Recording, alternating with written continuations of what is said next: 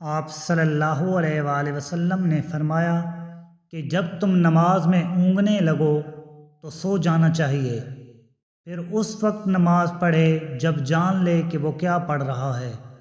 صحیح بخاری حدیث نمبر 213۔ حضرت انس روایت کرتے ہیں کہ رسول کریم صلی اللہ علیہ وآلہ وسلم ہر نماز کے لیے نیا وضو فرمایا کرتے تھے۔ میں نے کہا تم لوگ کس طرح کرتے تھے؟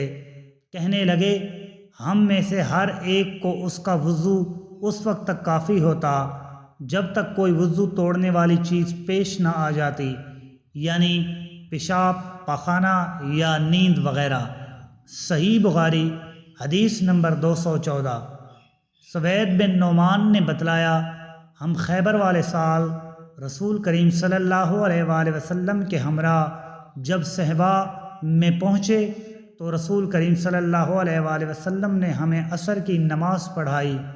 جب نماز پڑھ چکے تو آپ نے کھانا منگوایا، مگر کھانے میں صرف ستو ہی لایا گیا، سو ہم نے اسی کو کھایا اور پیا۔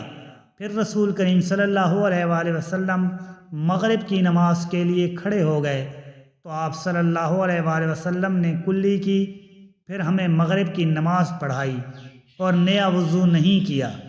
صحیح بخاری حدیث نمبر 215۔